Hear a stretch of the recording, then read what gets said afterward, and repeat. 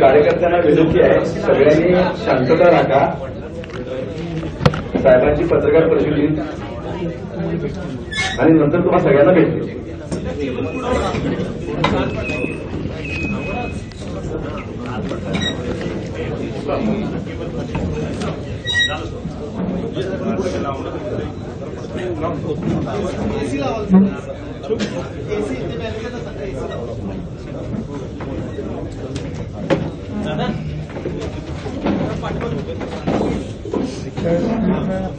सुरू करा सर. देशाचा पॉलिटिकल सिनेरिओ आता सध्या कसा आहे किंवा इंडिया आघाडीची सद्यस्थिती काय याबद्दल एक्सप्लेन करावा आपण. इंडिया आघाडी याची लक्षात अधिकारिता झालेली आणि त्याचं कारण एक आम्ही असा निर्णय घेतला होता की इंडिया आघाडीमध्ये जे पक्ष आहेत त्या सगळ्यांनी एकत्रित काम करावं. पण काही पक्षांची स्थिती किंवा काही भाषा लोकसंख्या भाषांची स्थिती असेल की ते राज्यापुरती दिसते.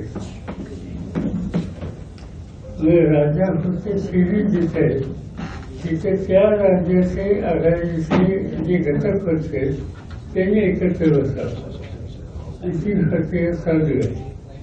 काही ठिकाणी वादविवाद सुद्धा आहे. उदाहरणार्थ उत्तर प्रदेशमध्ये काही जागा तुम्ही मागितल्या किती मागितल्या त्याच्यामधून एक वाक्यता नाही. दुसरं एक राज्य असं आहे ते म्हणजे पश्चिम बंगाल. त्याही ठिकाणी यासंबंधी आणखी अडचणी जास्त आहे आणि त्याचं कारण तिथे काही पक्ष चायनीजने एकमेकाचे विरुद्ध आहे. उदाहरणार्थ तृणमूल काँग्रेस विरुद्ध CPM, तृणमूल काँग्रेस विरुद्ध काँग्रेस, हे जे प्रश्न आहेत ते काही अद्याप आम्ही हाताळलेले नाही. जिथे जिथे शक्य आहे ते संपवावं. आणि जे दोन-तीन उदाहरणं सांगितली अशी स्थिती आहे त्या ठिकाणी नंतर पुन्हा एकदा सिनियर लोकांनी बसावं, शक्यतो बाहेर राज्यात आणि ती प्रक्रिया आता लवकर सुरू होईल. साहेब, काल तुम्ही असं म्हटलं ह्या प्रक्रियेत राहुल गांधी कधी सहभागी होत आहेत? ह्या प्रक्रियेमध्ये आता त्यांचे भारतीय जोडणी यात्रा सोडून कधी प्रक्रियेत सहभागी होत आहेत? कारण त्याच्यामध्ये खरगे हे सहभागी असतात काँग्रेस पक्षाच्या वतीने. पक्षाचे अध्यक्ष आहेत. साहेब, काल तुम्ही म्हटलं की 39 जागावर महाराष्ट्रात एकमत झालेलं आहे. तर राहिलेल्या कुठल्या जागा आहेत आणि त्या 39 मध्ये कोल्हापूर हातकर्ली या भागातल्या आहेत का? ते मी आता सांगणार नाही. कारण एक असं की ते जे महाराष्ट्राचं डिस्कशन आहे त्याच्यात तुम्ही असत नाही.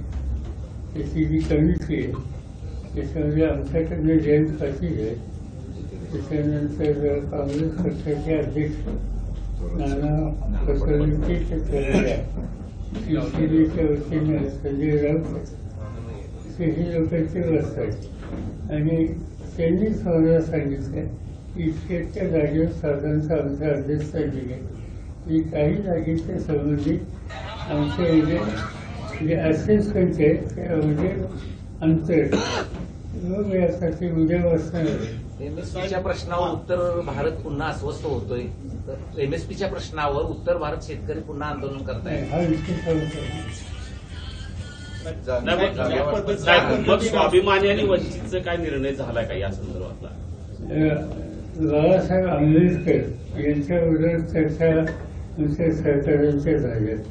ते बैठकीला एकदा होते, त्याचे सरकारही होते आणि आता आंबेडकरांनी एक सूचना अशी केली की एकत्र बसणं आवश्यक आहे, पण सायमल्टेनियसली कशासाठी बसणं? उद्या लोकांच्या समोर आपला सामुदायिक कार्यक्रम काय आहे त्याची स्पष्टता असली पाहिजे आणि त्या दृष्टीनं आता त्याची चर्चा चालू आहे. साहेब, तीन जागांबद्दल जे मतभेद आहेत असं- महाराष्ट्राबाहेर राष्ट्रवादी लोकसभेच्या काही उमेदवार उभे करणार आहेत का? का पाहिजे लक्षद्वीप सिटिंग कॅन्डिडेट आहेत, असा खासदार आहेत, असे काही काही आणि ठिकाण. मध्यंतरी तुम्ही निपाणीचा दौरा केला, तिथं पण शक्यता अशी वर्तवली जाते की तुमचा तिथं सुदैवानं आता काँग्रेसचं राज्य हा. एवढे आम्ही एकत्र असलेले लोक त्यांची आम्ही चर्चा करतो. जागा वाटपामध्ये रस्सीखेच हा प्रकार पाहायला मिळणार नाही का? कारण आपण पाहतो की प्रत्येक जागेवर विचार करून चर्चा करून निर्णय घेतला जातो. कारण यापूर्वी आपण पाहिले की अनेक जण दावा करत होते, त्यामुळे परिस्थिती वेगळी व्हायची आणि त्या फुटीचा फायदा दुसऱ्यांना व्हायचा. साधारणतः वेगवेगळे राजकीय पक्ष ज्यावेळी एकत्र बसायचं त्यावेळी साहजिकच आहे की प्रत्येकाच्या काही अपेक्षा असतात, त्यांच्या सहकार्याचा आग्रह असतो. आत्ताच मला मार्क्सवादी कम्युनिस्ट पक्षाचे नेते होते, त्यांनी त्यांची यादी लिहिली. त्याच्यामध्ये असं दिसतं की त्याचे काही जागा इतरांनी मागितलेल्या आहेत. हा साधारणतः ही स्थिती निगोसिएशनमध्ये होतेच. 3 जागांबद्दल अद्यापही वादविवाद सुरू आहेत, चर्चा सुरू आहे असं सांगितले महाराष्ट्रातल्या. त्याच्यावरती अजून जास्त वरिष्ठांसोबत आणि चर्चा होणार आहे असं देखील काल तुम्ही म्हटलं. त्या जागा नेमक्या कुठल्या आहेत? त्याची बैठक उद्या तुम्ही नका सांगू.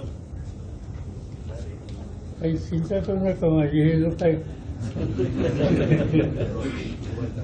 तर ही चर्चा त्यांची उद्या असेल. उद्या व्यवस्थित बघूया 2-3 दिवसात काही मार्ग नाही. अशोक पवारांसारखे अशोक चव्हाणांसारखे नेते चर्चेमध्ये असतात, अचानक उठतात, तिकडे जातात. अजूनही काही नेते असे आहेत असं वाटतंय का? कारण चर्चा जी आहे, चर्चा केली जाते ती सगळी बाहेर जाऊ शकते तुमची. असं आहे की अशोक चव्हाणांच्या बद्दलचं हे उदाहरण आम्हा सगळ्यांना ठेवलं असेल गरज. पण मला स्वतःला तितकं असलेलं गरज वाटत नाही.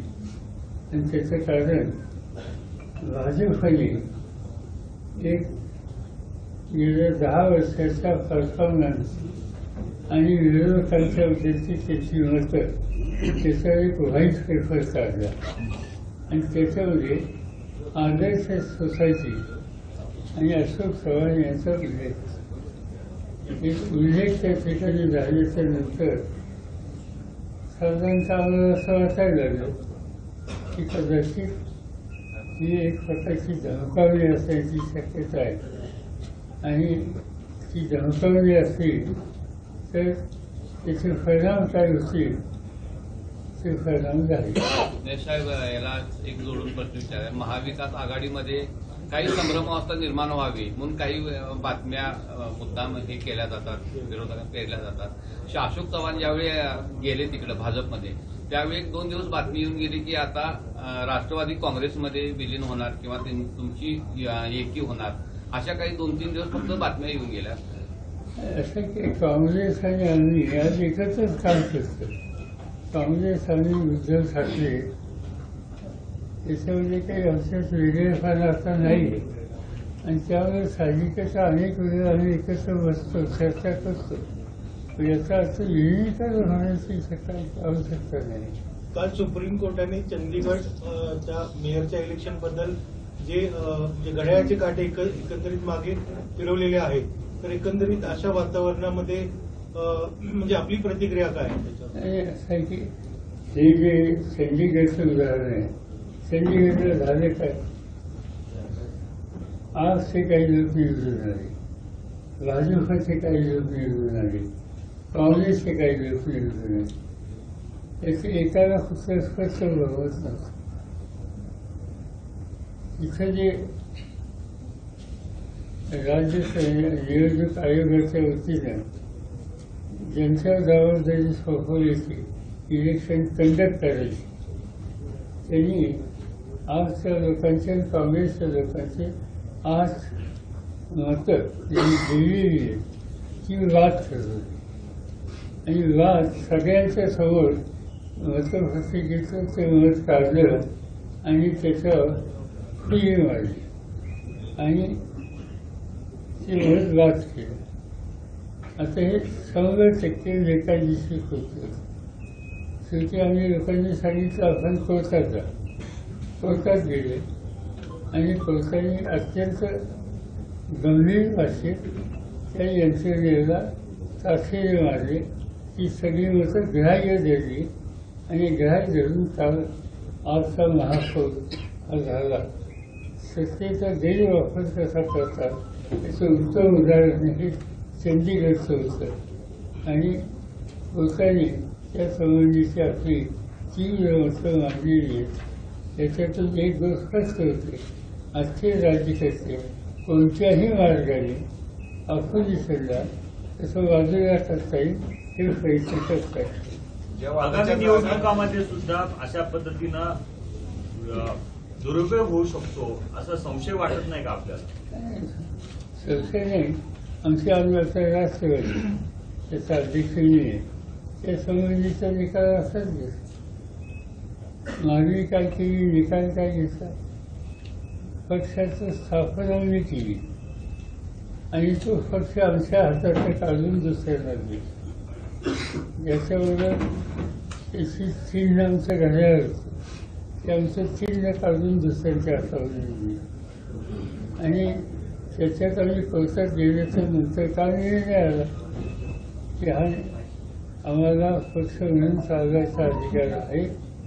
चिन्हाच्या संबंधीचा जर वेगळा काही विचार असेल तर निवडणूक आयोगानं 7 दिवसाच्या आत आम्ही अर्ज केल्याच्या नंतर आम्हाला चिन्ह द्या. आणि यासंबंधी सुप्रीम कोर्टाने निवडणूक आयोगावर ताशेरे. त्यामुळे जसं आमचं झालं तसं आमचंही झालं. पण सुदैवानं अजून या देशाची न्यायव्यवस्था ही कुठे आम्हाला जाता येते अशी आहे आणि त्यामुळं काही ना काहीतरी प्रश्न हे सोडवत आहे. पक्षांतर बंदी कायद्यामध्ये बदल केले पाहिजे असं शाहू महाराजांनी काल म्हटलेलं आहे. पक्षांतर बंदी कायद्यामध्ये काही त्रुटी देखील आहेत, त्या बदलणं गरजेचं आहे त्यांनी म्हटलं. या सगळ्याच्या पार्श्वभूमीवर तुम्हाला काय वाटतं? त्यांना विचारलं पाहिजे. मी ऐकलं तुम्ही म्हणतात नाही, आवश्यक वाटतं. कारण कसं होतं की निवडणूक आयोग जो निर्णय घेतो त्यामध्ये बऱ्याच गोष्टीच्या त्रुटी दिसून येत आहेत. नाही कसं आता इलेक्शनची प्रक्रिया संस्थेपर्यंत असं काही फारसं करता येणार नाही. पण निवडणुकीची प्रक्रिया संपल्याच्या नंतर आम्ही सगळेजण नक्की मागणी करू की याच्या संबंधीची सगळ्या राजकीय पक्षांनी बसून चर्चा केली पाहिजे. निवडणूक आयोगाच्या संबंधी एक फर्स्ट आमच्या पुढे ज्या त्यांच्याबद्दलच्या शंका आहे याबद्दलचं आम्ही निवडणूक आयोगाला पाठवलं. त्याच्यामध्ये माझी सही आहे, त्याच्यामध्ये खडगेंची सही आहे, त्याच्यामध्ये CCM सीताराम येचुरी त्यांची सही आहे, जी राजांच्या संबंधीची होती, तृणमूल काँग्रेसची होती, समाजवादी पार्टीची होती. आणि या सगळ्यांनी मिळून एकंदर ज्या पद्धतीने निवडणूक आयोगाचं काम होतं त्याच्यामध्ये काही सुधारणा करण्याची आवश्यकता आहे असं फक्त येऊन आम्ही त्याला भेट मागितली की आम्हाला आमचं डेलिगेशन होतं, त्या डेलिगेशनला तुम्ही भेटावं. आम्हाला त्यानंतर 6 पानाचं निवडणूक आयोगाचं पत्र आलं ते आम्ही करतो ते कसं योग्य आहे आणि त्यामुळे भेटायची आवश्यकता नाही. आता डेमोक्रेसीमध्ये भेटायची आवश्यकता नाही, जायला नको, हे कधी योग्य नाही. आज आम्ही त्याच्याबद्दल महाराष्ट्रातल्या 4 जागांचा किंमत नाही असं म्हटलं होतं. महाराष्ट्रातल्या 4 त्यामध्ये कोल्हापूरची जागा आहे का? कारण सतीश पाटील जे ते काँग्रेसच्या जागेसाठी आग्रह धरताना या साहेबांनी सांगितलं तो निर्णय खालच्या लोकांच्यावर आहे. कोल्हापूरच्या उमेदवारी संदर्भात काय चर्चा झाली का? तुम्ही 2 दिवस कोल्हापुरात आहे, काल बैठक पण झाली, चर्चा झाली, तर कोल्हापूरच्या उमेदवारी संदर्भात काय फीडबॅक मिळाला का? चर्चा झाली का? मी काही चर्चा केली म्हणजे आम्ही लोक बसतो त्यांच्या घरी तिथं काय चर्चा झाली का? काय ते जेवण चांगलं होतं. लोकसभेच्या उमेदवारीबाबत काय चर्चा झाली का? तुम्ही एकाच दिवसात काल 2 वेळा योगेंद्र पवार अरे एक प्रश्न आहे. काल एकाच दिवसात 2 वेळा तुम्ही शाहू महाराज साहेबांच्या उमेदवारीबद्दल भूमिका म्हणजे तुमची इच्छा व्यक्त केली, तर त्यांच्याकडनं तसा काय फीडबॅक आपल्याला आला आहे?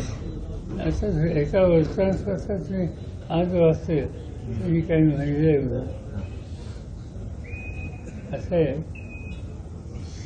त्यांनी त्यांचं मत सांगितलं की आम्ही मागणी केली असं नव्हे. हा विषय निघाला सुद्धा. संजय राऊतने एक 8 दिवसाच्या पूर्वी एक स्टेटमेंट केलं आणि त्यांनी सगळ्या पक्षांनी वस्तू एकत्र बसून त्याचा विचार करावा अशी सूचना केली. त्याच्यामुळे चर्चा सुरू झाली. त्याची चर्चा आमच्यामध्ये नव्हती. आमच्यामध्ये चर्चा दुसरीच होती. असा आणखीन एक पक्ष इथं निघाला काँग्रेसमधनं, तर त्याच्याबद्दलची चर्चा बाहेर होती.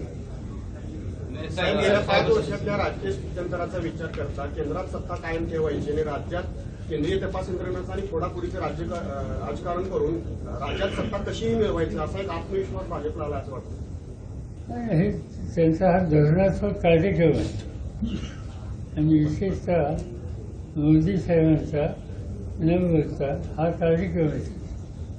नाही सर, आता एका बाजूला भाजप 400 जागांची गॅरंटी द्यायला आले, तरी सुद्धा वेगवेगळ्या राज्यातले काँग्रेस किंवा नेते फोडणे किंवा काँग्रेसचे अकाउंट सील करणं ही अस्वस्थता कशातून आहे? सर त्यांना खात्री नाही ना. आणि जे असेसमेंट आहे, जे सर्वे झाले ते सर्वे असं सांगत नाही. म्हणजे तुमचं जसं इंडिया टुडे किंवा याचा सर्वे तुम्ही वाचायचा, तर महाराष्ट्राचा सर्वे त्यांनी दिला की जवळपास 50% जागा आमच्या लोकांना मिळतात. त्यामुळे काही करून काही राज्य ही अस्थिर कशी करता येईल, फोडाफोडी कशी करता येईल, त्या दृष्टीने त्यांची पावले टाकतात.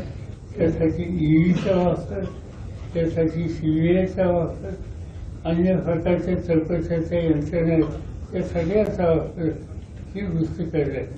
आणि जे त्यांचे लोक सांगतात की मोदी यायचं नावमुमकीन आहे, हे नावमुमकीन आम्ही बघत असतो. आपल्या बाजूने येत असताना दिसतोय, पण दुसरीकडे अजितदादा पवार गटाच्या वतीनं पुन्हा 10 आमदारांना अपात्र करा अशा प्रकारची याचिका न्यायालयातच केली जाते. याकडे कसं बघता? केली आजच आहे, त्यामुळे मी आज काही त्याच्यावर भाष्य करणार नाही. आमचे वकील लोक त्या ठिकाणी बघतील. योगेंद्र पवार बारामतीतून ऍक्टिव्ह होत आहेत. काल राष्ट्रवादीमध्ये प्रवेश केला. अजितदादांच्या विरोधामध्ये निवडणूक लढवणार. अजितदादांसोबत होते ते, मात्र त्यांनी आता अजितदादांपासून बाजूला जाऊन वेगळं युवा संवाद कार्यक्रम आपल्यासोबत आलेले आहेत. आणि ते राजकारणात होते हेच मला माहिती.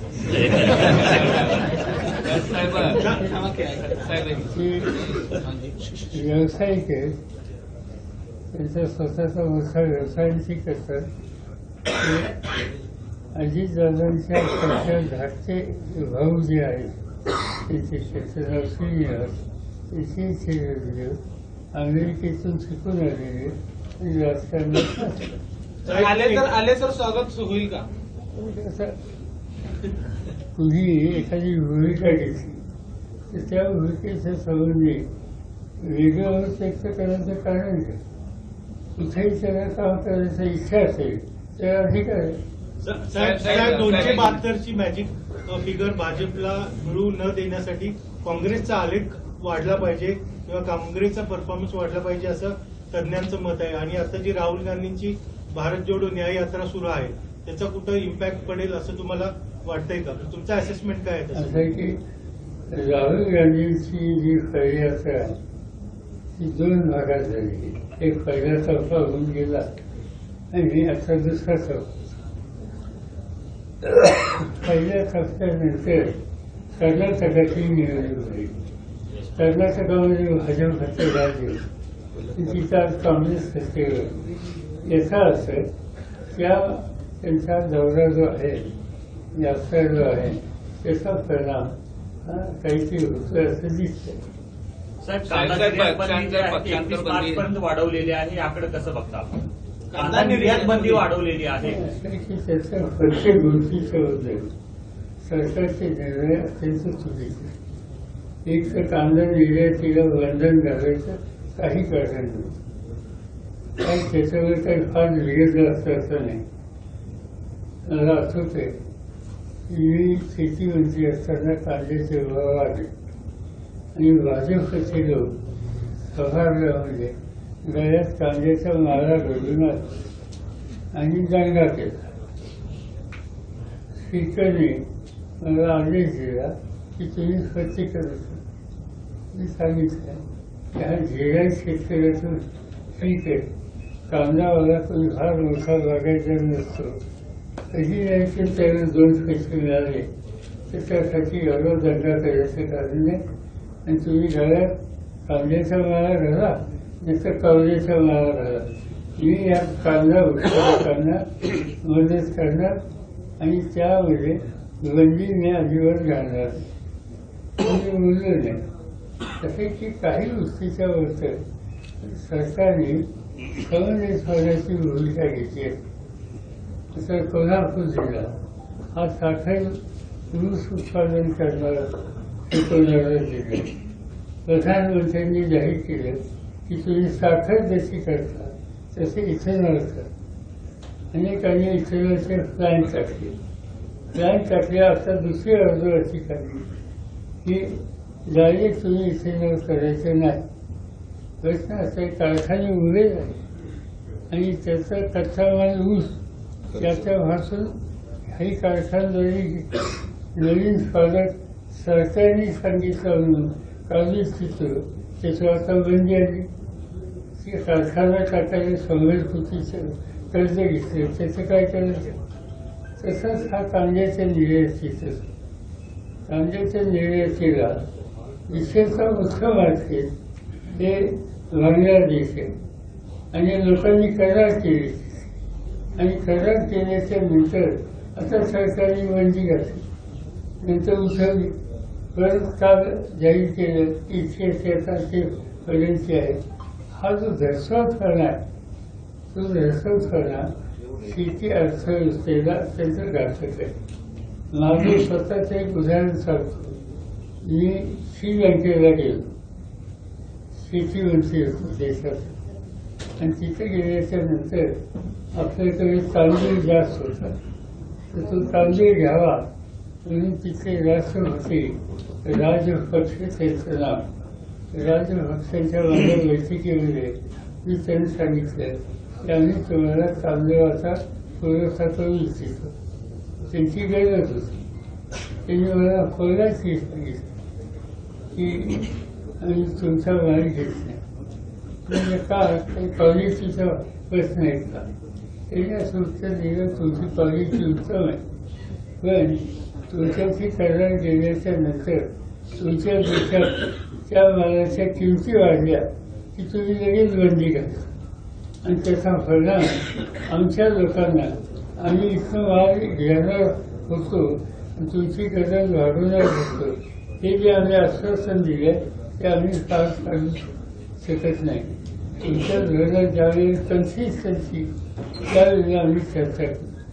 हा तिसऱ्या राष्ट्रपतींनी मला स्वतःला सांगितलं आणि म्हणून आम्ही त्यानंतर हे कधी होऊन दिले.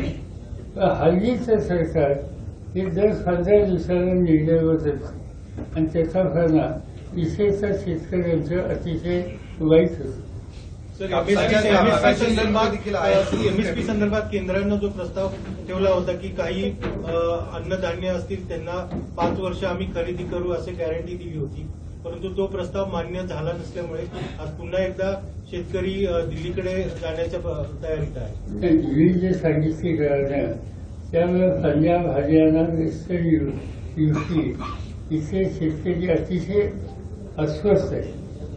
तुम्ही बघितलं की या देशाच्या इतिहासात असं कधी आंदोलन झालं नाही की दिल्लीच्या सर्वेवर 1 वर्षभर शेतकरी बसले. दिल्लीचा उन्हाळा अत्यंत कडक असतो, दिल्लीची थंडी अत्यंत कडक असते आणि सवण घ्यायचे लोक 1 वर्षभर हजारोच्या संख्येनं तिथून जातात. ही काही साधी गोष्ट नाही आणि त्यांची मागणी MSPची होती आणि त्यानंतर त्यांच्या मागण्या काही काळात सरकारने उद्या केल्या, ते उठले आणि आता त्यांची ती तक्रार आहे प्रत्यक्ष खरेदी करायची वेळ आली त्यावेळेला केंद्र सरकार पुढे येते म्हणून पुन्हा सुरू झालं. याचा अर्थच हा आहे की या सरकारचं धोरण व्यवस्थापन आहे आणि उत्पादन करणारा जो कष्टकरी शेतकरी आहे त्याला न्यायाची भूमिका नाही. साहेब एक मगाशी तुम्ही सांगितलं पक्षांतर बंदी कायद्यासंबंधी थोडं मागूया, पण त्या आता हे या नवीन कायद्यासंबंधी ज्यांनी महाराष्ट्राच्या बाबतीत 2 निकाल दिले राहुल नार्वेकर त्यांची अध्यक्षपदी नियुक्ती केलेली आहे या समितीच्या अध्यक्षपदी. मग हा नवीन येणारा कायदा व्यवस्थित असेल असं वाटतंय का? आज ते सांगता येते कारण आजच राहुल नार्वेकरांच्या आमच्याबद्दल निर्णयाच्या विरुद्ध आमच्या विरोधकांनी हायकोर्टात जायचा निर्णय घेतला. त्याची केस आज आहे आणि त्याचं भाष्य करणार. एकाकीपणाची संघर्ष यात्रा कशा पद्धतीची असेल यापुढे? एकाकीपणाची संघर्ष यात्रा ह्या पुढची कशा प्रकारे असेल? आता तुम्ही एकाकी पडलात असं समाजामध्ये बोललं जातं की बाबा सगळे लोक तुमच्या बाजूने सोडून गेले अशा पद्धतीनं. आता ह्या पुढचा संघर्ष कशा पद्धतीनं आता? या विषयाचा मला फारशी चिंता करणारी असं वाटतं. एक गोष्ट सांगतो, 1980 साली माझ्या पक्षाचा 59 आमदार निवडून आले. अंतुले मुख्यमंत्री होते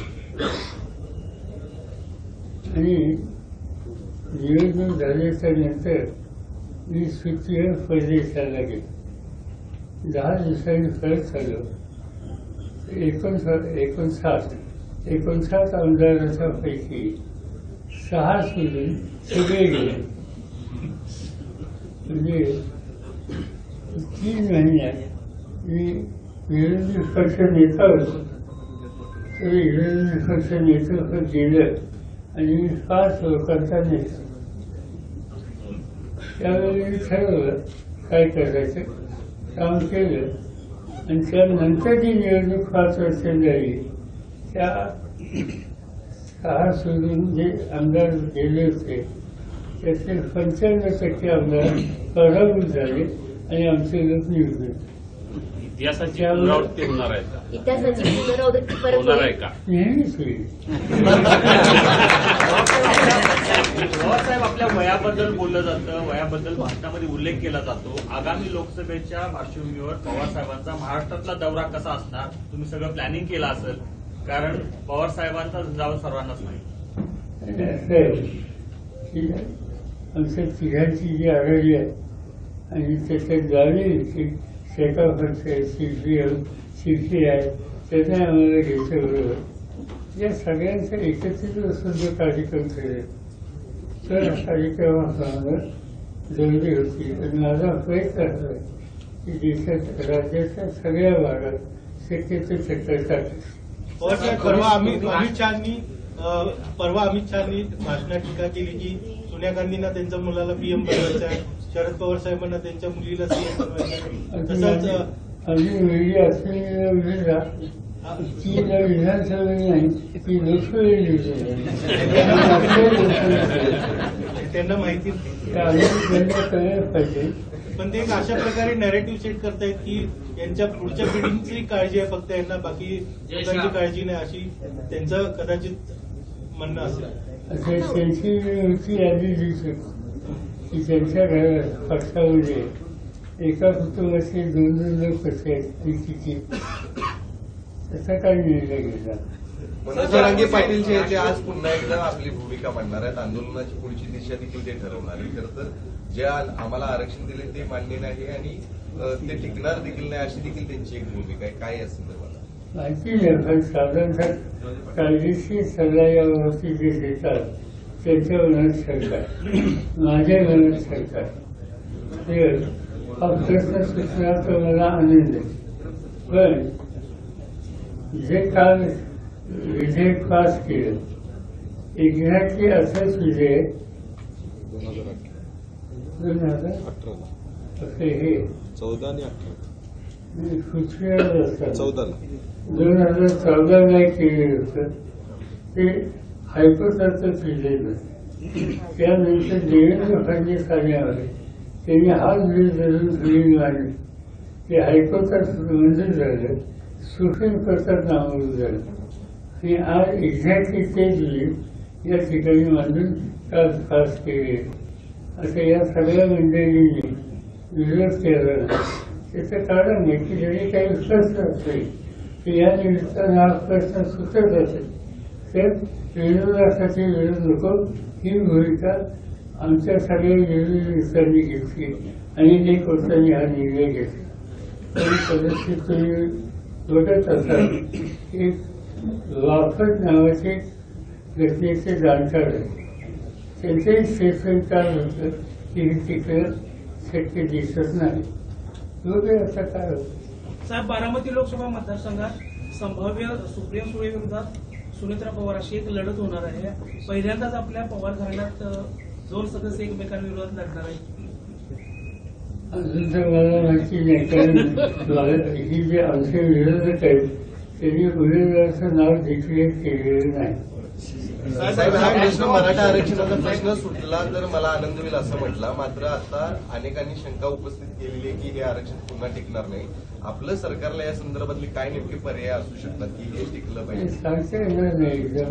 हा सगळं जाळ मारायला हा जो मागासवर्गीय आयोग त्याचा जो अहवाल आहे तोही मला माहिती आहे, तोही बघावा लागेल. तो अत्यंत महत्वाचा आहे. त्या सगळ्या गोष्टीचा स्टडी करूनच सांगतो. मनोज जरांगे पाटील यांच्या आत्ताच्या भूमिकेला आपलं समर्थन असणार आहे का? जातनिहाय जनगणना करून 50%ची अट जी आहे ती वाढवता येईल असं काही जाणकारांचंही मत आहे आणि काँग्रेसनेही तसं आपल्या ह्याच्यातून कॅम्पेनमधून सुरू केलेलं आहे. तर मराठा आरक्षणावर तो रामबाण उपाय असू शकतो का येणार आहे? जातनिहाय जनगणना करावी ही आम्हाला लोकांची मागणी. त्याच्यात काही 2 मतं नाही. आमच्याकडे 1-2 घटक पक्षांची त्याच्यामध्ये वेगळी मत आहे. पण या विषयाचा आज हा उद्याचा प्रश्न होऊ शकतो. मनोज जरांगेंच्या आत्ताच्या भूमिकेला समर्थन आपलं आहे का? कारण त्यांनी सगळी सोयऱ्यांचा मुद्दा जो त्यांची भूमिका काय आहे हेच माहीत नाही. ते आज कळेल. त्यांची आजच बैठक निवडणुकीच्या पार्श्वभूमीवर सोशल मीडियाचे जे काही हे होतं त्याच्यावर बंद आणण्याचा प्रयत्न केंद्र सरकार करते अशा प्रकारची माहिती मिळते. मागच्या निवडणुकांमध्ये सर्वांना सोडलं होतं रिकामं, आता त्याच्यामध्ये बंदी आणण्याचा प्रयत्न केला जातो असं दिसतंय. त्याचा साधी गोष्ट आहे. सोशल मीडियाचा सोडा एक चॅनल तुमच्यापैकी त्यांनी काही बातम्या दाखवल्या, काही अनालिसिस केलं, त्यांना सांगितलं की इतके दिवस तुम्ही बंद ठेवा. याचा अर्थ काय? याचा अर्थ सरळ व्यक्तिगत स्वातंत्र्य या स्वातंत्र्यावर गदा आणण्याचं काम सुद्धा करतात. त्यांच्यापेक्षा वेगळी मतं मांडली तर एक प्रकारची हुकुमशाही, एक प्रकारची हुकुमशाही.